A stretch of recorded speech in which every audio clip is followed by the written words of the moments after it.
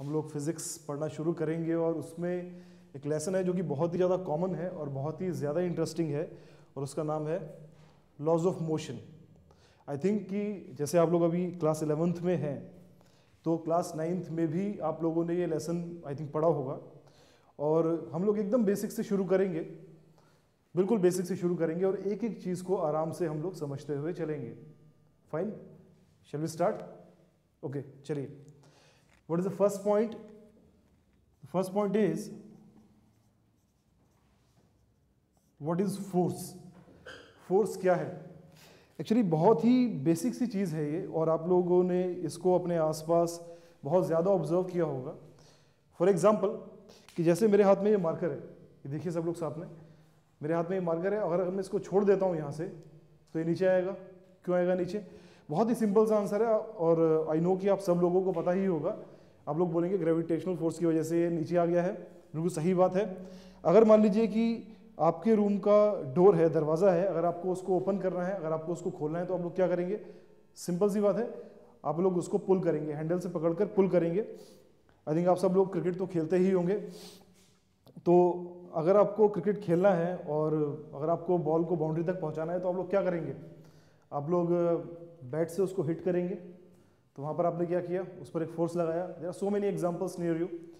जैसे फुटबॉल का एग्जांपल अगर हम लोग ले लें तो अगर आप फुटबॉल खेल रहे हैं और उसमें आप लोग क्या करते हैं? फुटबॉल आपके पास आती है, आप उसको स्टॉप करते हैं फर्स्ट ऑफ ऑल।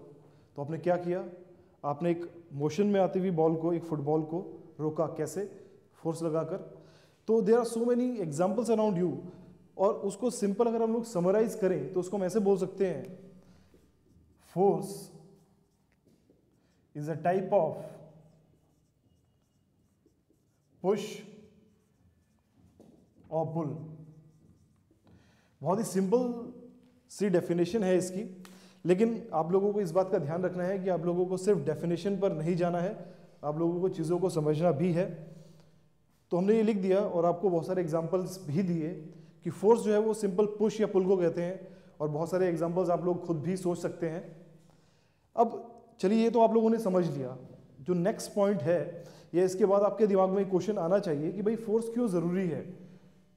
तो मैं इसको यहाँ पर लिख देता हूँ, देखिए, why we need force. Force क्यों ज़रूरी है? देखिए, ये जो क्वेश्चन है, यहाँ मैं क्वेश्चन मार्क लगा देता हूँ। ये क्वेश्चन मैं आपको अभी बता रहा हूँ, इतना ज़्यादा इंपॉर्टेंट है ये क्वेश्चन कि अगर आपने ये क्वेश्चन का आंसर क्या है अगर वो जान लिया और समझ लिया, सिर्फ जानना ज़रूरी नहीं है, उसको समझना भी ज़रूरी है। अगर आपने इस क्वेश्चन का आंसर समझ लिया तो समझ लीजिए कि आपका जो पूरा लॉज ऑफ मोशन आपके लिए एकदम बच्चों का खेल हो जाएगा। तो इसको शुरू करें। देखिए, अगर मैं आपसे पूछता हूँ कि फोर्स क्यों ज़रूरी है तो आप लोगों के दिमाग में बहुत सारे एग्जांपल्स आएंगे, आप लोग उसको ऑब्जर्व करोगे और फिर कुछ बच्चे शायद बोलना चाहेंगे कि sir force is needed to keep a body in motion.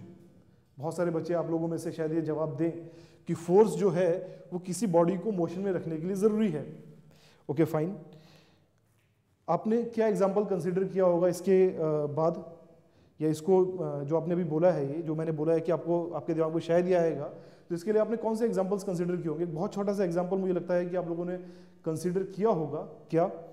कि जैसे मान लीजिए कि मैं इस मार्कर को अगर ऐसे फेंक देता हूँ तो थोड़ी देर बाद जाकर क्या हो जाएगा? ये मार्कर रुक जाएगा। Very obvious. तो अगर आपको क्या लगता है? आपको लगता है कि हाँ, अगर इस मार्कर को मुझे लगातार चलाते रहना है तो मुझे लगातार इसके ऊपर फोर्स लगानी पड़ेगी। एक बहुत ही छोटा सा जो बच्चा होता है, फॉर एग्जांपल कि 1 साल का या 1.5 साल का, तो वो भी जो छोटे छोटे टॉयज से खेलता है, छोटे छोटे खिलौनों से वो खेलता है, तो उसको भी इंट्यूटिवली मतलब उसको ऐसी समझ में आ जाता है कि हाँ, मैं इस कार को पुश करूंगा, धक्का दूंगा तो ये चलेगी, इसको धक्का देना छोड़ दूंगा तो थोड़ी देर बाद जाकर ये रुक जाएगी। तो उसको लगता है, उसको भी ये लगता है, वो इतना छोटा सा बच्चा है, इंट्यूटिवली कि मुझे इसको अगर लगातार चलाना है तो मुझे कॉन्टिन्यूसली इस पर फोर्स लगाना पड़ेगा। तो ये सब जो भी आपने एग्जांपल्स कंसिडर किए हैं, इनसे आपको लगता होगा कि हाँ, force is needed to keep a body in motion.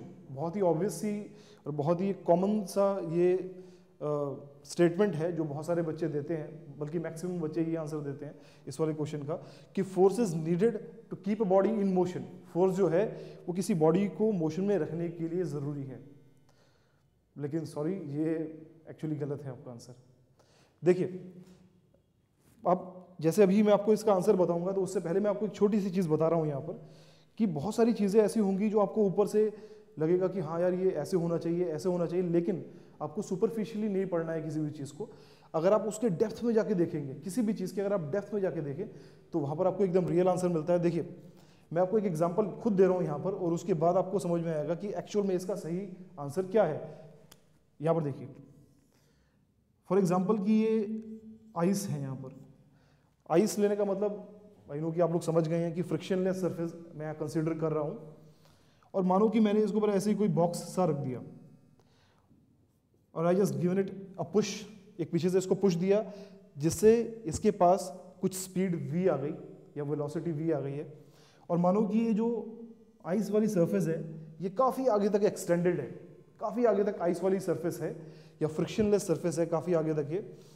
तो बिकॉज ऑफ कि मैंने इसको पुश देके इसको धक्का मार के छोड़ दिया, इसके पास कुछ काइनेटिक एनर्जी आ गई, कुछ स्पीड आ गई। अब क्या होगा कि ये जो बॉक्स है क्या होगा इस बॉक्स को, आई नो कि सबका ऑब्वियस आंसर यही है कि ये बॉक्स चलता ही जाएगा, चलता ही जाएगा, चलते ही जाएगा, it will be in motion. लेकिन अब ध्यान से देखो तो क्या इस पर कोई नेट फोर्स है? थोड़ा सा ध्यान से देखिए इसको, तो आप लोग शायद एकदम जान पाएंगे, एकदम कहेंगे मुझे लगता है आप सब लोग कि इस पर नेट फोर्स क्या है? जीरो है। इस पर तो मैंने कोई फोर्स लगा के तो नहीं रखा है ना, मैंने खाली इसको पुश किया है, छोड़ दिया है, उसके बाद इसके पास स्पीड है और ये मोशन में है, कॉन्टिन्यूसली मोशन में है। तो इस एग्जांपल से आप लोग समझ सकते हैं कि शायद आप लोगों का जो आंसर था वो गलत है। आप लोगों ने बोला था कि force is needed to keep a body in motion, लेकिन एक्चुअल में वो गलत है, क्योंकि इस वाले एग्जाम्पल में आप क्लियरली देख सकते हैं यहाँ पर कि यहाँ पर ये बॉक्स मोशन में है और मैंने इस पर कॉन्टिन्यूसली कोई फोर्स नहीं अप्लाई कर रखा है। तो इसका मतलब ये है कि जो आपने बोला था वो सेंटेंस गलत है, कुछ और है इसका मतलब, कुछ और ऐसा है जो हमें जानना है। देखिए भाई, मुझे फोर्स जैसे मान लीजिए कि चलता जा रहा है, चलता जा रहा है, तो मुझे फोर्स क्यों लगाना पड़ रहा है इसके ऊपर, या मुझे कब लगाना पड़ेगा? अगर मैं इस मूविंग बॉक्स को रोकना चाहता हूँ, बॉक्स में लिख देता हूँ यहाँ पर, अगर मैं इस मूविंग बॉक्स को रोकना चाहता हूँ, अगर I just want to stop it, तब मुझे इस पर फोर्स लगाना पड़ेगा। अगर मैं इसकी स्पीड कम करना चाहता हूँ तो मुझे इस पर फोर्स लगाना पड़ेगा। और सबसे शुरू में अगर आपको ध्यान हो तो इसको जब ये रेस्ट पर था, इसको स्टार्ट करने के लिए भी मैंने फोर्स लगाया था। बात समझ रहे हैं? इसको स्टार्ट करने के लिए फोर्स लगाना पड़ा, इसको जब ये मोशन में है तो इसको रोकने के लिए फोर्स लगाना पड़ा, या फिर अगर मैं मान लो कि इसकी स्पीड बढ़ाना चाहता हूँ तब फोर्स लगाना पड़ेगा, लेकिन इसको सिर्फ मोशन में रखने के लिए मुझे कोई फोर्स लगाना नहीं पड़ेगा। तो आई थिंक अब जो मैं लाइन बोलने जा रहा हूँ उसको ध्यान से सुनिए। एक्चुअल में force is needed to change the motion of a body. देखिए मैं लिख देता हूं यहां पर, force is needed to change the motion of a body. इसको मैं अंडरलाइन कर रहा हूं, चेंज को।